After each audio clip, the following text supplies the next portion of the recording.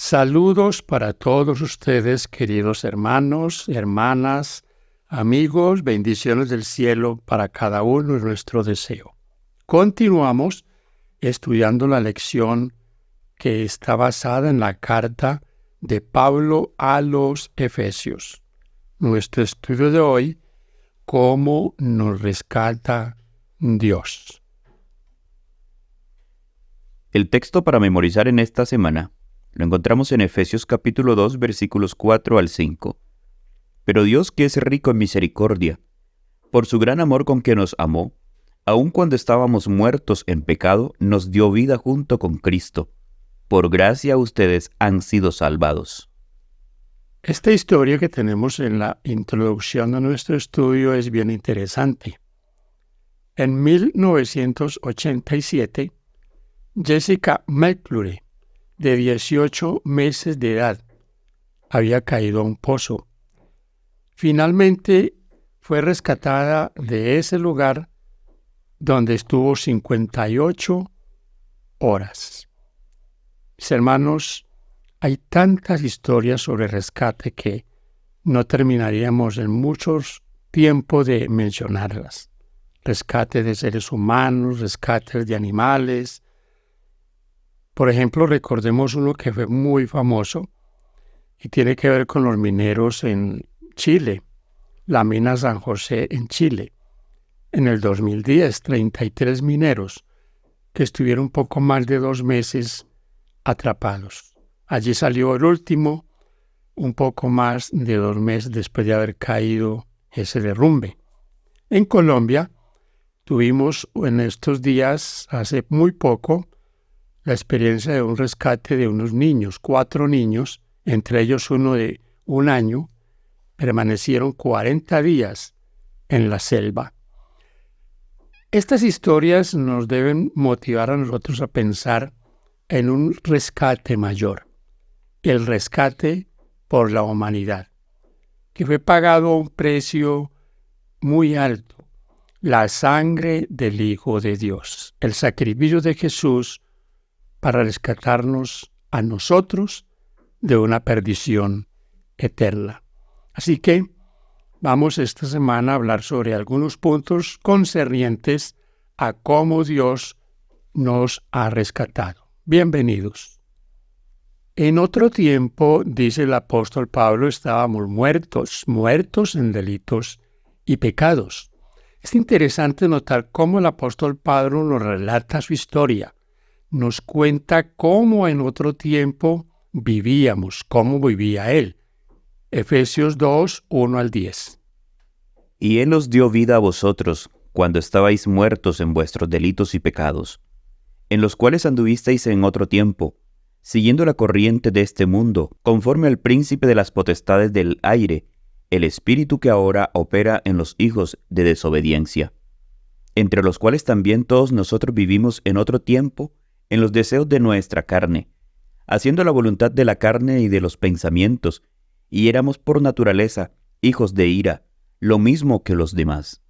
Pero Dios, que es rico en misericordia, por su gran amor con que nos amó, aun estando nosotros muertos en pecado, nos dio vida juntamente con Cristo, por gracia sois salvos.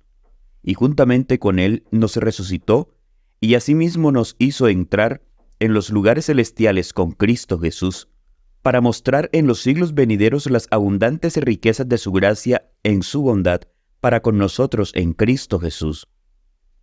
Porque por gracia sois salvos por medio de la fe, y esto no de vosotros, pues es don de Dios, no por obras, para que nadie se gloríe, porque somos hechura suya, creados en Cristo Jesús para buenas obras, de las cuales Dios preparó de antemano para que anduviésemos en ellas.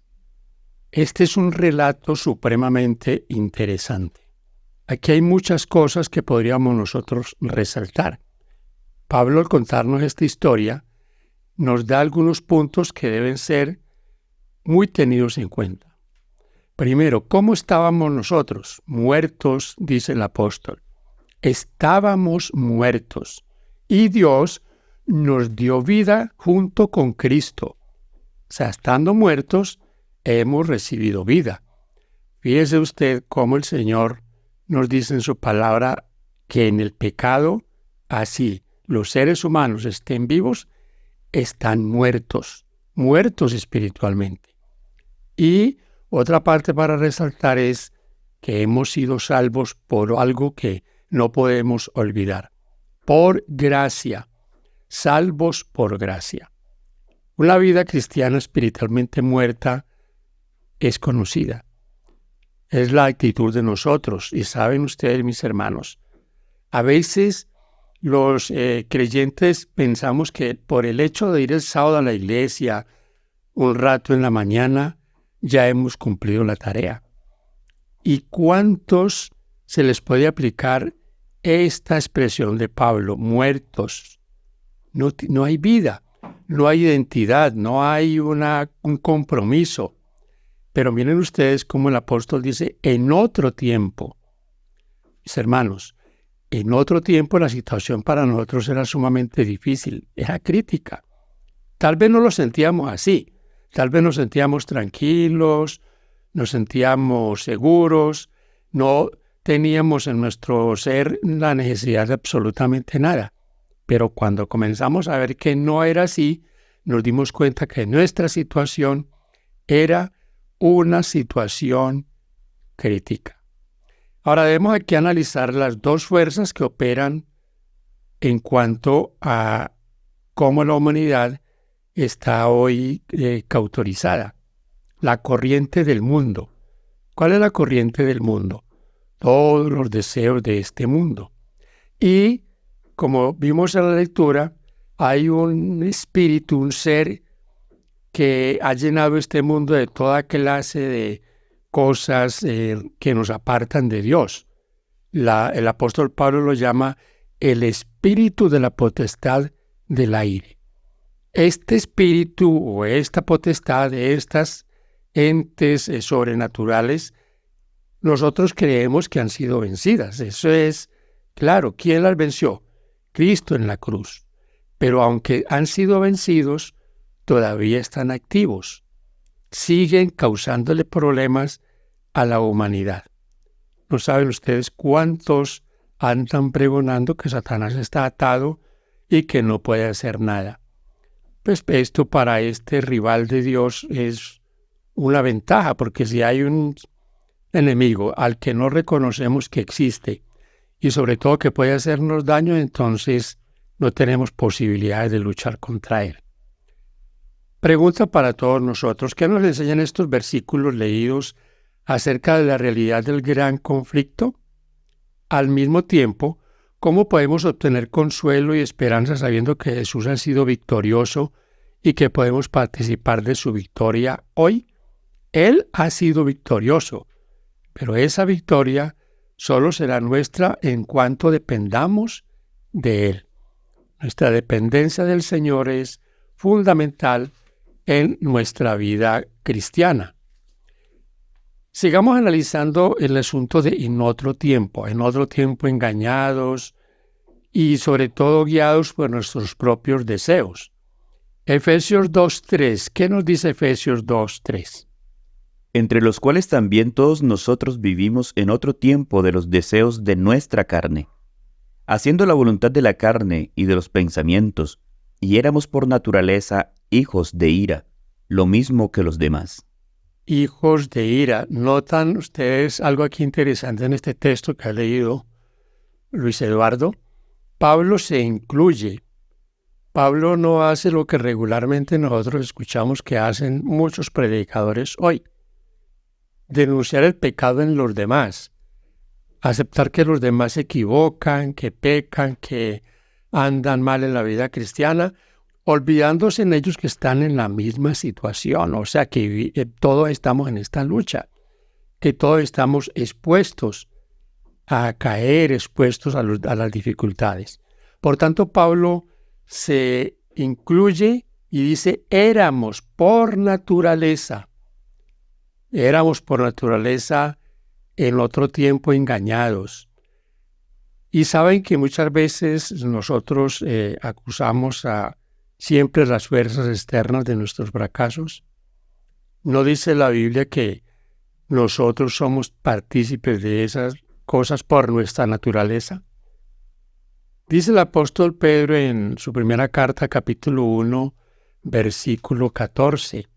Como hijos obedientes, no os conforméis a los deseos que antes teníais estando en vuestra ignorancia. También hace aquí énfasis el apóstol Pedro de lo que nosotros debemos hacer, de no conformarnos a una vida como la que teníamos antes, cuando andábamos en ignorancia, cuando no conocíamos los caminos de Dios. Entonces, éramos en otro tiempo. ¿Es eso una realidad? ¿Podemos confiar nosotros de que en otro tiempo éramos hijos de ira, éramos malgeniados, que teníamos todos estos defectos, que ahora estamos luchando para superar cada una de esas cosas que sabemos que nos afean el carácter, que no representamos al Señor Jesús de una manera apropiada? Saben, mis hermanos, que todos estamos bajo amenaza de un juicio. El tiempo del fin y el fin del tiempo llegará. Se cerrará el tiempo de gracia. ¿Cómo estará nuestra cuenta para con el cielo en ese momento? ¿Por qué? Lo digo porque todos los seres humanos estamos atrapados en una lucha, un comportamiento que puede destruirnos, porque podemos estar siguiendo los dictados del enemigo, sobre todo hoy cuando hay tantas cosas en las que podemos distraer nuestra atención. Leamos esta parte de nuestro estudio que nos ayuda a comprender lo que estamos diciendo. Pablo dedica una parte considerable a su carta, Efesios 4:17 a 5:21, a advertir acerca de estos actos pecaminosos. Estos están arraigados en la naturaleza pecaminosa y continúan siendo una amenaza para los cristianos. Sin embargo, si significa que este hombre viejo ya no necesita dominar al creyente, quien mediante el poder de Cristo puede despojarse del hombre viejo y vestirse del nuevo hombre, creado para ser semejante a Dios en justicia y en santidad de la verdad. Efesios 4, 22 al 24. Reflexionemos en la siguiente pregunta. ¿Quién no ha advertido lo corrupta que es nuestra naturaleza?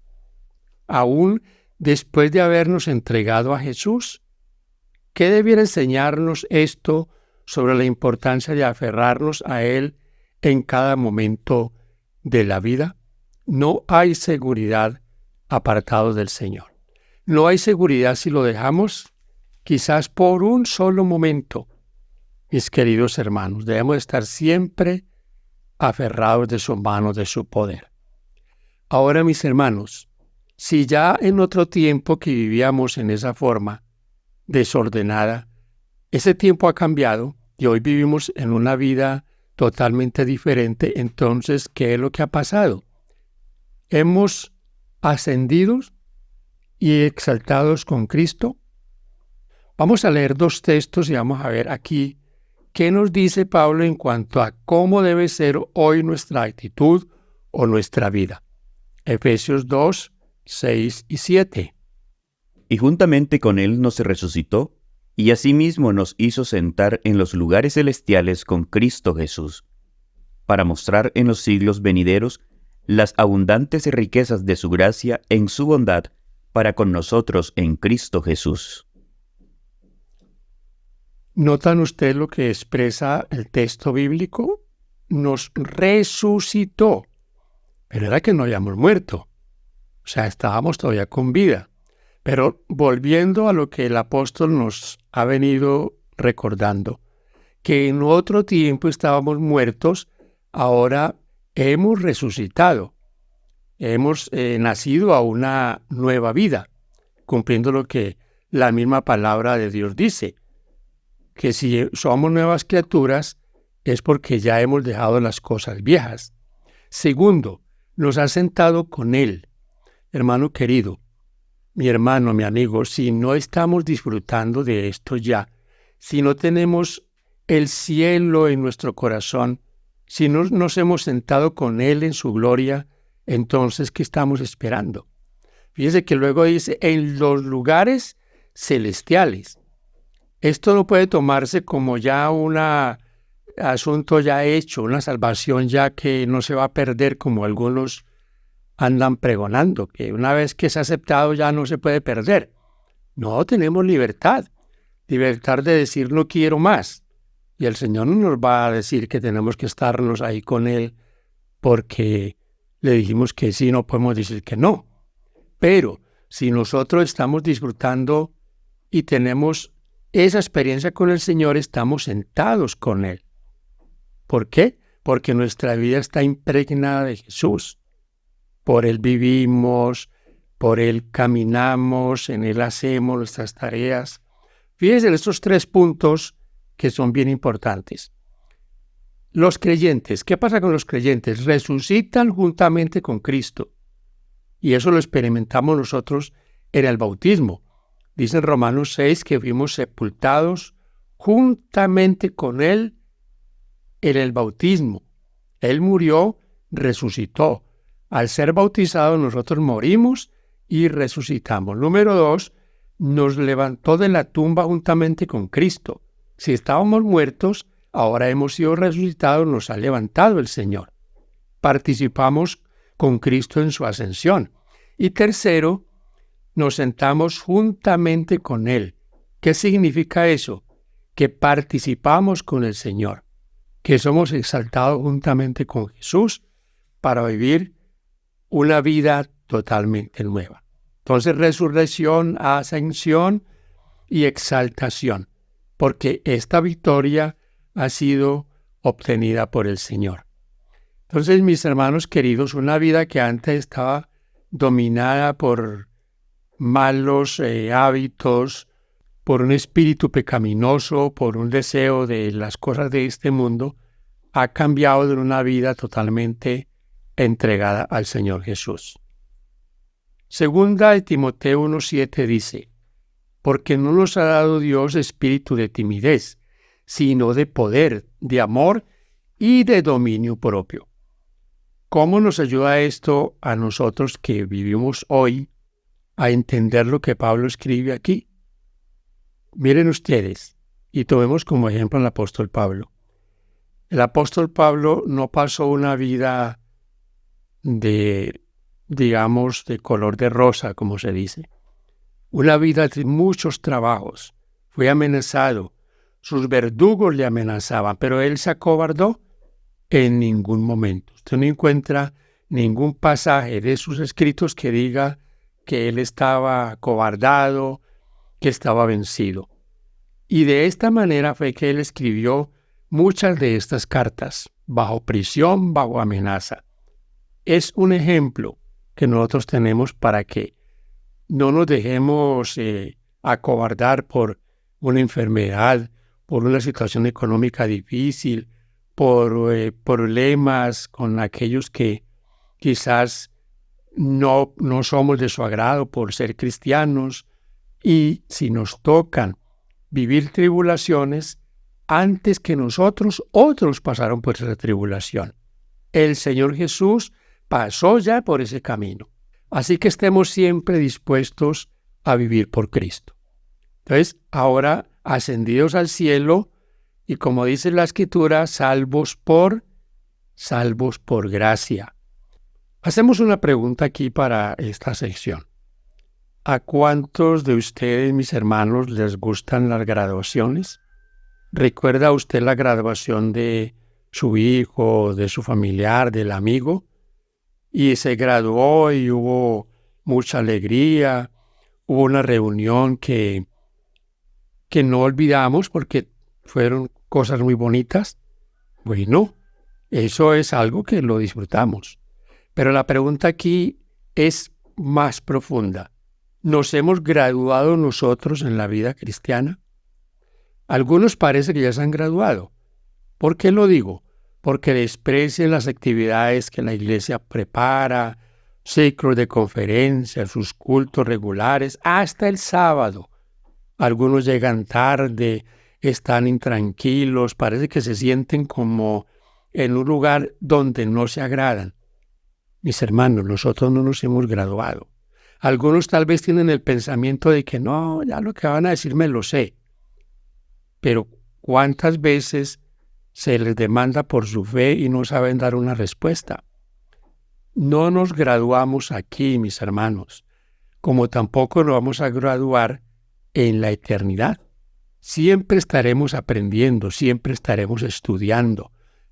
Algunos creyentes tienen la idea de que van a estar en el cielo, en una nube, con un arpa, gloria a Dios, aleluya, todo el tiempo. No, no, no. Eso no va a ser así, mis hermanos. Habrán muchas actividades que los redimidos van a desarrollar. Muchas experiencias se van a tener, estudios se van a hacer. Y vamos a estudiar no solo asuntos que tienen que ver con la creación de Dios, sino con el rescate que ha sido pagado por nosotros. Aquí tenemos un pensamiento del deseo de todas las gentes, página 11, que vale la pena que lo reflexionemos. ¿Qué dice aquí la escritora Elena G. de White en cuanto a nuestro caminar por este mundo y cómo hemos sido rescatados, cómo el Señor ha hecho por nosotros tanto que lastimosamente muchos no lo valoramos? Primero leo esta parte. Pablo piensa en la gracia de Dios como un tesoro o una fortuna de valor insondable. Efesios 1:7 y 3:8. De la que los creyentes pueden extraer riqueza para satisfacer cualquier necesidad. Esta gran generosidad de Dios hacia nosotros se convierte en una exhibición elocuente, eterna y cósmica de su gracia. El pensamiento ahora del deseo de toda la gente es página 11. Al venir a morar con nosotros, Jesús iba a revelar a Dios tanto a los hombres como a los ángeles. Pero no solo para sus hijos, nacidos en la tierra, fue dada esta revelación. Nuestro pequeño mundo es un libro de texto para el universo. El maravilloso y misericordioso propósito de Dios, el ministerio del amor redentor, es el tema en el cual desean mirar los ángeles, y será su estudio a través de los siglos sin fin. Tanto los redimidos como los seres que nunca cayeron hallarán en la cruz de Cristo su ciencia y su canción. Se verá que la gloria que resplandece en el rostro de Jesús es la gloria del amor abnegado. Extraordinario pensamiento del deseo de todas las gentes. De verdad que sí, mis hermanos. No, y ya les dije, no vamos a estar inactivos, vamos a estar muy activos en nuestra vida eterna. ¿Por quién hemos sido salvados? Hemos sido salvados por Dios. Vamos a ver otro poquito de los detalles que están en Efesios, en el capítulo 2, versículo 1 al 10. Volvámoslo a leer. Y Él os dio vida a vosotros cuando estabais muertos en vuestros delitos y pecados, en los cuales anduvisteis en otro tiempo, siguiendo la corriente de este mundo, conforme al príncipe de la potestad del aire, el espíritu que ahora opera en los hijos de desobediencia, entre los cuales también todos nosotros vivimos en otro tiempo y en los deseos de nuestra carne, haciendo la voluntad de la carne y de los pensamientos, y éramos por naturaleza hijos de ira, lo mismo que los demás.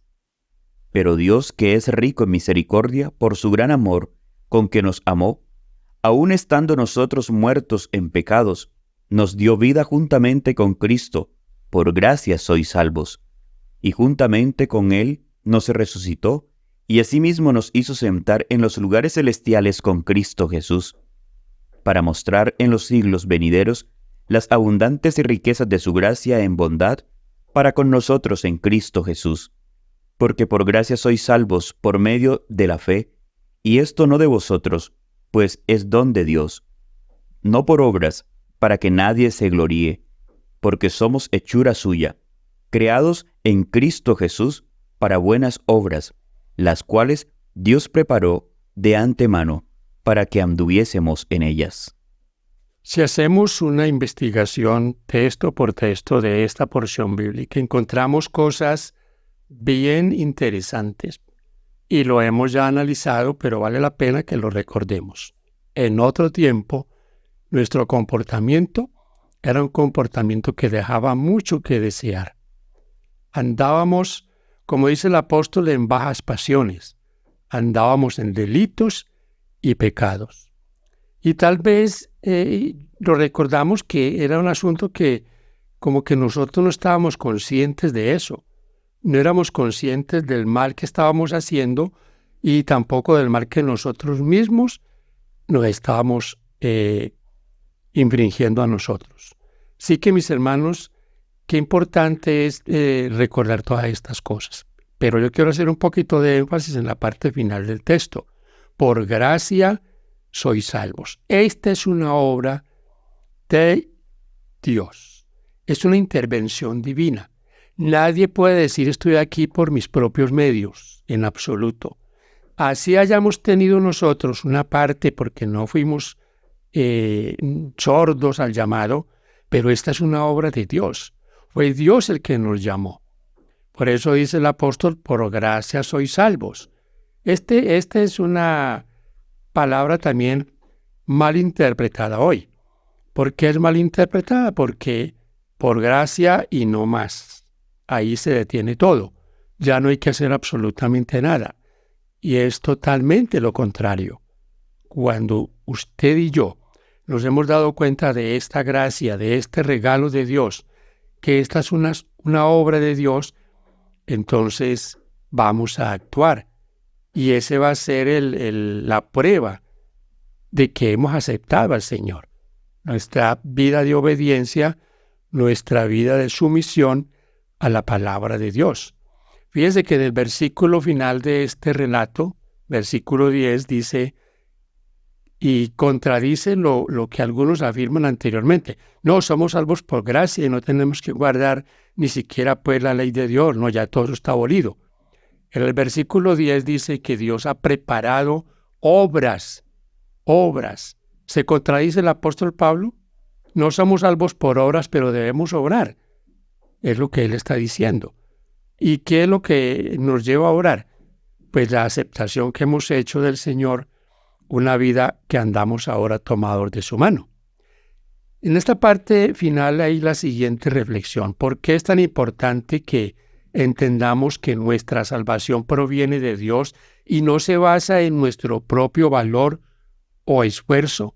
En otras palabras, el día que ya estemos, como podamos decir, salvos, siempre salvos, y pensemos qué hicimos, qué mérito yo he tenido para estar allí, encontraremos que absolutamente ninguno, que todo ha sido por gracia de Dios, que todo ha sido un regalo inmerecido de nuestro Creador. Detrás de la epístola a los Efesios hay una historia que a menudo se repasa a medias o se hace alusión a ella. Los principales acontecimientos de la narración son los siguientes. Primero, la elección divina de la gente. Segundo, su existencia pasada y perdida. Tercero, la intervención de Dios en Cristo para salvarla. Cuarto, su aceptación del Evangelio. Quinto, la vida actual de los destinatarios como discípulos. Y sexto, en la futura culminación de la historia. Llegamos a la parte final, mis hermanos, haciendo una invitación a que repasemos con mucho detenimiento este folleto, este estudio. Hay cosas allí que por el motivo de tiempo pues no alcanzamos a hacer énfasis en ellas, pero cada uno de nosotros debe de extraer lo que más pueda de ese estudio, leyendo los textos, las ideas que nos ayuden, debemos tomarlas, pero el estudio debe ser personal. Así que podemos ya aquí dar fin, pero quiero leer de estas 4 preguntas finales una de ellas. Es la que dice, ¿por qué crees que Pablo recuerda con tanta frecuencia el pasado pecaminoso de su audiencia y le invita a reflexionar sobre la vida anterior a la conversión? Yo he sacado de aquí una pequeña observación. Mi hermano, cuando nosotros no olvidamos nuestro pasado, entonces no nos sentiríamos tampoco tan dados a condenar a los demás. ¿Por qué? Porque hemos tenido también cosas de las que alguna vez practicamos y de las cuales hoy nos avergonzamos. Pero cuando olvidamos nuestro pasado, somos muy dados a criticar o a juzgar a aquellos que obran mal en este presente. Que Dios nos ayude para que este estudio sea de bendición para cada uno, que nuestra vida espiritual pueda crecer y no olvidemos, nuestra vida ahora en Cristo debe ser una vida de victoria. Paz de Cristo para usted.